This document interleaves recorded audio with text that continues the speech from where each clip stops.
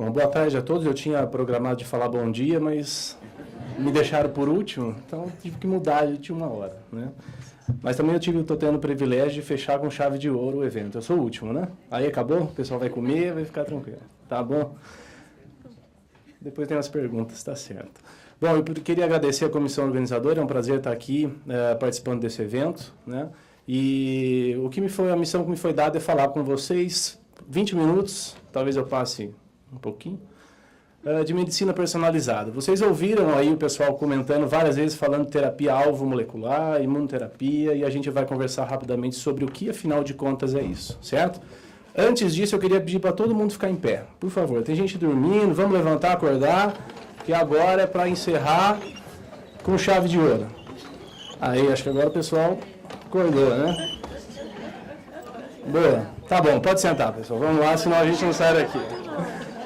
Não precisa fazer polichinelo, não precisa fazer nada, não. Fica tranquilo. Bom, esses aqui são os meus potenciais conflitos de interesse, né?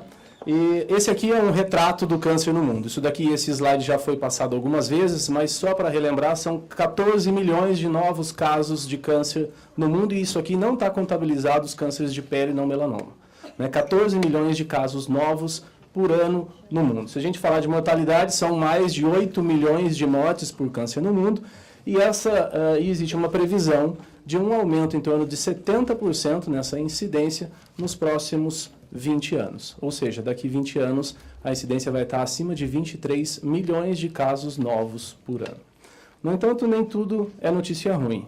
Se em cima a gente tem a incidência, que eu acabei de dizer que está aumentando, e a tendência é que aumente realmente, a mortalidade por câncer, ela vem paulatinamente sendo reduzida. Isso daqui são dados americanos, a gente não tem uma base de dados tão grande e confiável aqui no Brasil, mas pelo menos no primeiro mundo, a mortalidade por câncer, ela está sendo reduzida.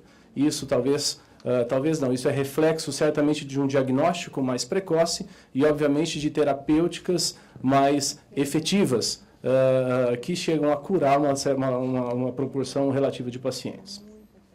Se a gente falar em sobrevida global em 5 anos, que também é um dado de melhora, ou seja, o paciente faz o diagnóstico e ele não morre no mês seguinte, não morre no mesmo dia, como na leucemia, mas ele fica vivo durante o maior tempo possível. Se a gente olhar na década de 70, só 49% dos pacientes estavam vivos 5 anos após o diagnóstico de câncer.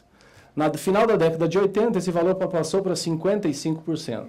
E agora, no período de 2005 a 2011, 69% dos pacientes ainda estão vivos após um tratamento, após um diagnóstico de câncer. Isso representa um aumento aí de 40% na sobrevida em 5 anos. Ou seja, isso aqui nos mostra que talvez a gente não esteja apenas curando mais os pacientes com o diagnóstico precoce, com a cirurgia, com a implementação de técnicas de radioterapia melhor.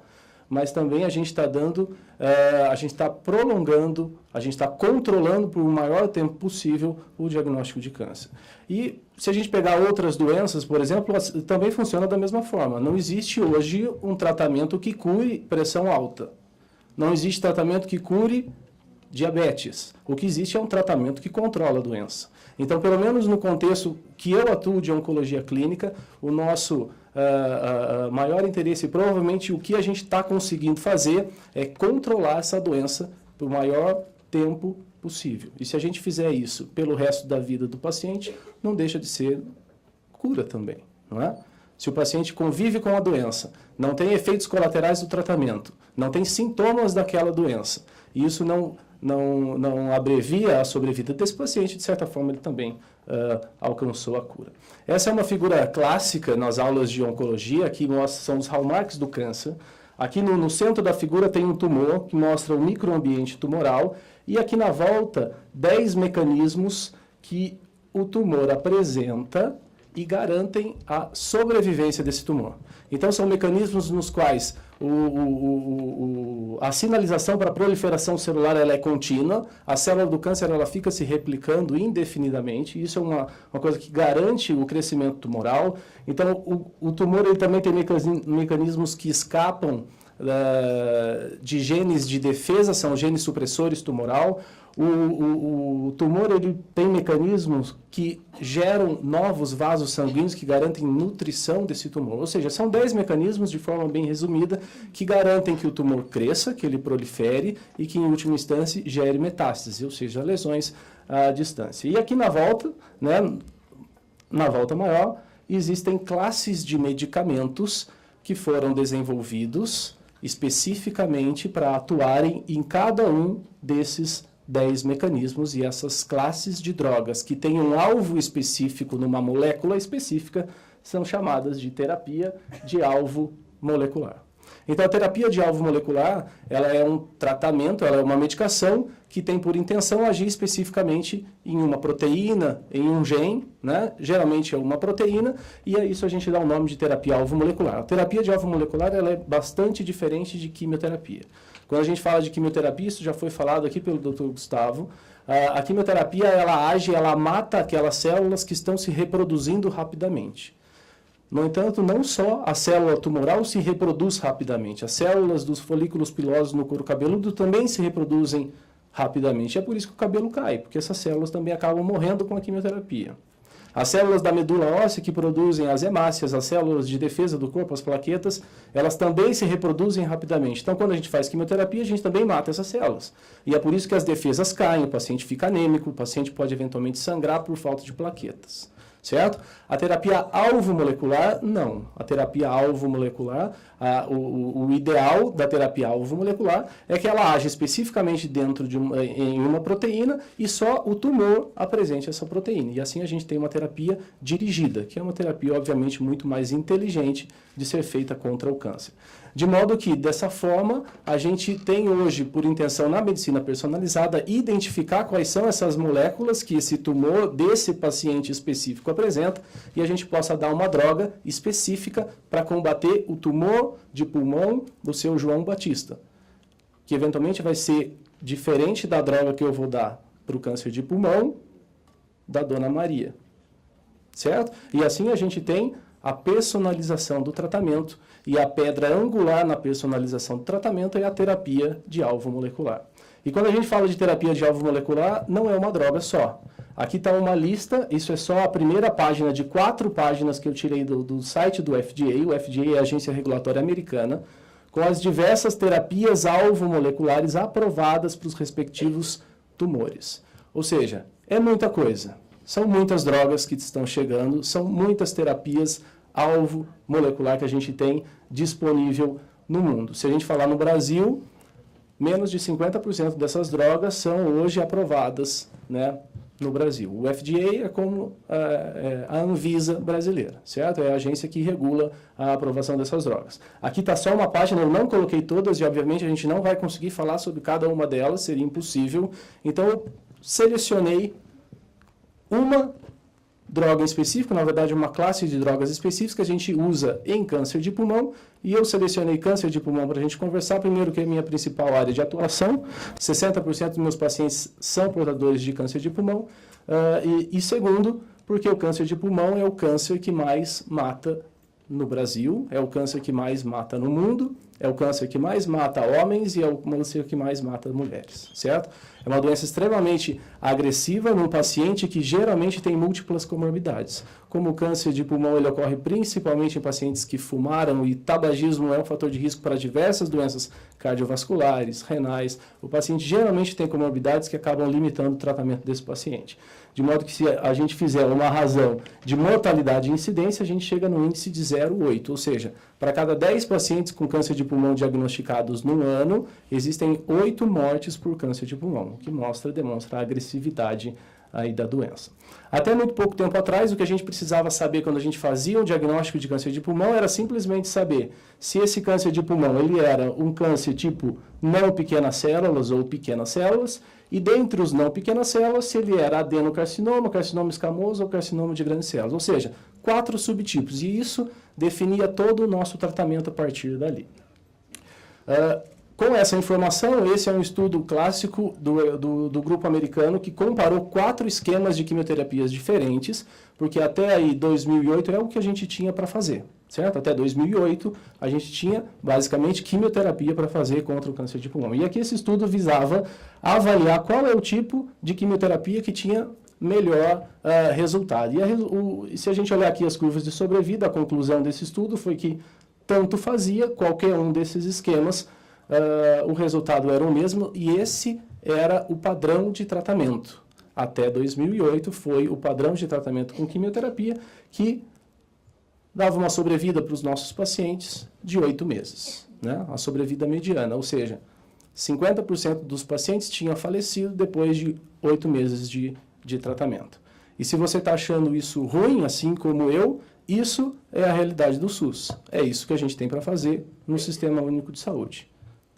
Em câncer de pulmão, a gente não tem nenhuma outra medicação, além de quimioterapia, para oferecer para os nossos pacientes, e eu vou mostrar a diferença que isso faz, a gente ter acesso a essas medicações. Como já foi dito aqui, o câncer tem se tornado cada vez mais uma doença complexa. Não basta mais a gente saber se o câncer de pulmão é um daqueles 4 tipos. Hoje a gente também precisa fazer e saber do perfil molecular desse tumor. Veja a quantidade de genes que se apresentam mutados em câncer de pulmão. E para várias dessas mutações, a gente tem drogas específicas que atuam de maneira muito mais eficaz no tratamento do paciente com câncer de pulmão do que a quimioterapia. E basicamente em câncer de pulmão, as duas mais relevantes é essa em verdinho aqui, o gene EGFR, e em segundo, o gene ALK. Esse perfil de mutação ele também é variável de acordo com aqueles subtipos histológicos, né? Então, em adenocarcinoma de pulmão, principalmente, é onde a gente encontra esse EGFR-ALK. E hoje é mandatório todo paciente que tenha um adenocarcinoma de pulmão ser testado no mínimo para esses 2 genes. Porque a gente tem drogas aprovadas e, obviamente, o paciente vai ser melhor tratado e vai, como vocês vão ver, viver mais tempo quando a gente consegue uma terapia alvo molecular, e isso foi mostrado muito claramente nesse estudo. Esse estudo foi publicado no JAMA, uma revista extremamente impactante em oncologia, e ela avaliou 1.000 pacientes com adenocarcinoma de pulmão. 1.000 pacientes. Todos os pacientes foram testados para esses 2 genes que a gente comentou, EGFR e ALK.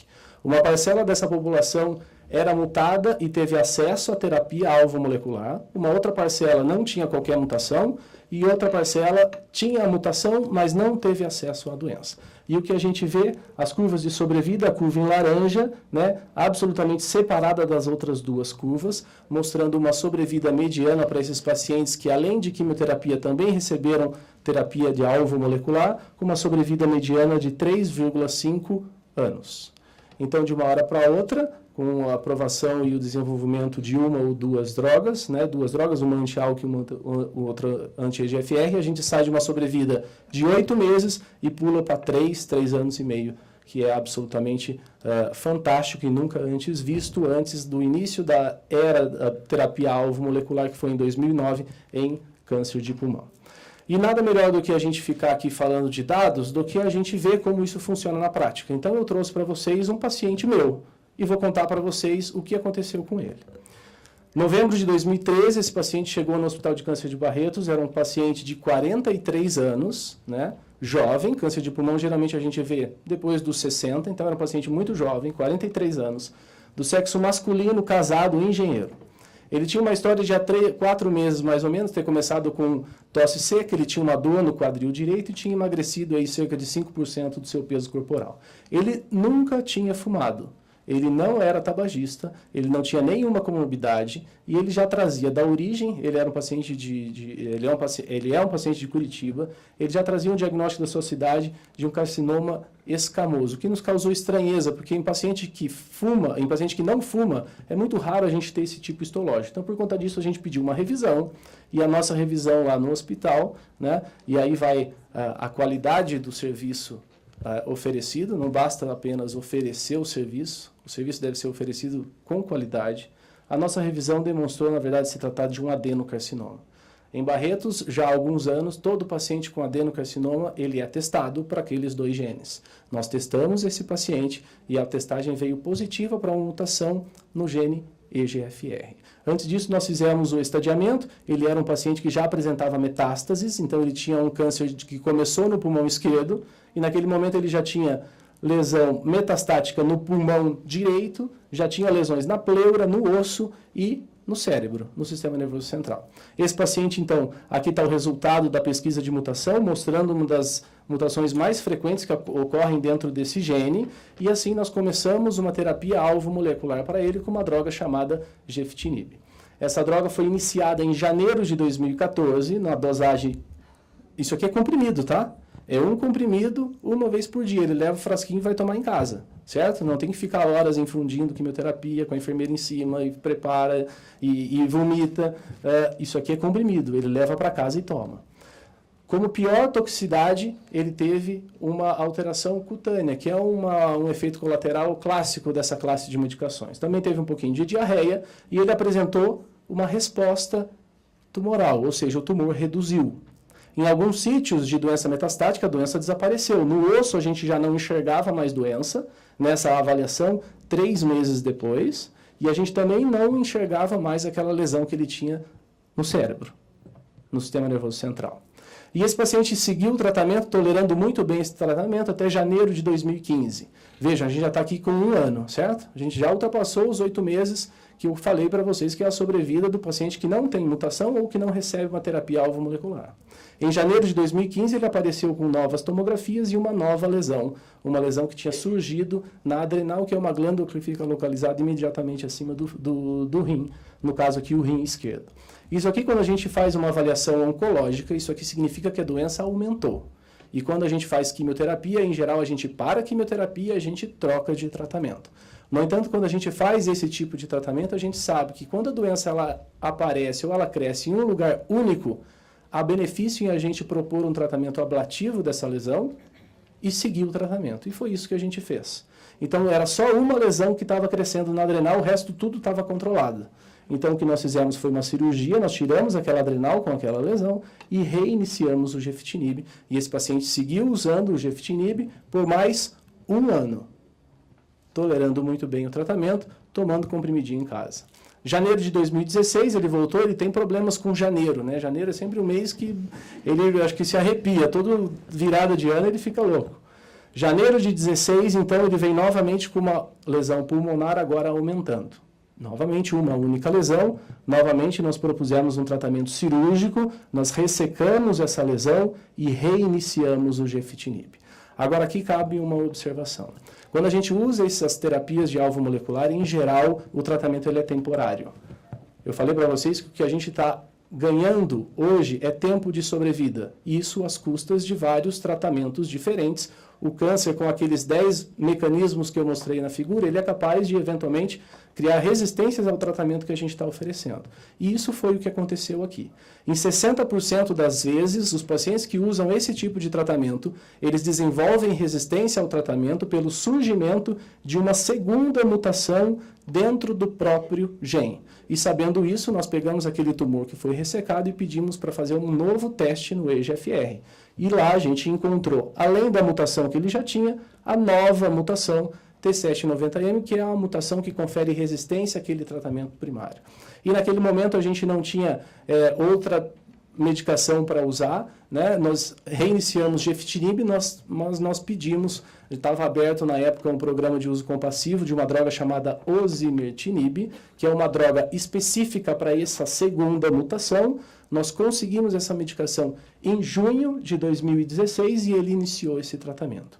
Hoje, o paciente, 3 anos e meio depois do diagnóstico de câncer, uma doença metastática, com metástase cerebral, ele se apresenta sem evidência de doença, assintomático, sem efeitos colaterais com a medicação, trabalhando diariamente e sem ter feito nenhum ciclo até agora de quimioterapia. Certo? Então, aqui está um exemplo objetivo e claro de como funciona uma terapia de alvo molecular. Diferente daquela figura de um paciente sem cabelo, com lencinho, emagrecido, né? E é isso aqui que a gente está conseguindo alcançar e proporcionar para os nossos tratamentos, para os nossos pacientes quando a gente oferece esse tipo de tratamento.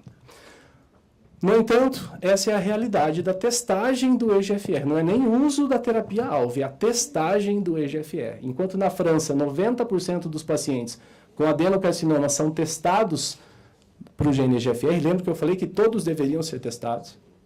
Nos Estados Unidos, 75% dos pacientes são testados, e no Brasil, pífios, 15% de pacientes testados, né? E o que mais assusta é que dentro do sistema privado, né, 10% apenas dos pacientes do sistema privado são testados. Isso aqui também mostra uma clara falta de educação médica, né? Nós, médicos oncologistas, estamos deixando de fazer um diagnóstico básico, que é fazer um diagnóstico molecular de um paciente com adenocarcinoma de pulmão. No sistema público, 5% apenas dos pacientes. Em Barretos, 100% dos nossos pacientes com adenocarcinoma são testados para EGFR e para ALK. Aliás, nem é o oncologista que pede. Quando ele chega para mim, ele já está testado, porque o nosso patologista ele sabe que precisa testar. Então, o patologista fez o diagnóstico de adenocarcinoma, ele já manda para o laboratório de análise molecular, e quando o paciente chega para nós, esse paciente já está testado nesses 2 genes. E aqui eu coloquei, finalizando, um quadro, só tentando calcular quantas mortes por ano nós evitaríamos se toda a população brasileira tivesse acesso à terapia anti-EGFR. Então, se a gente sai de uma estimativa de 28 mil novos casos, isso aqui é dados do INCA, né? 85% é carcinoma não pequenas células. Desse, 50% são adenocarcinoma. Desses, 20% são mutados. Agora cabe uma explicação. Quando a gente faz quimioterapia, em um ano, depois de um ano, só 30% dos pacientes estão vivos. Quando a gente faz terapia-alvo molecular anti-EGFR, 85% dos pacientes estão vivos depois de um ano. Essa diferença, a gente chega ao número, então, de 1.318 mortes evitadas se a gente tivesse disponível uma terapia anti-EGFR para toda a nossa população, né? E se a gente pegar do período de 2009, quando a droga foi aprovada pela primeira agência regulatória, que foi o FDA, até agora, praticamente 12 mil mortes, né, acumuladas nesse período. E isso eu estou falando para uma droga. Imagina se a gente calcular para todas elas.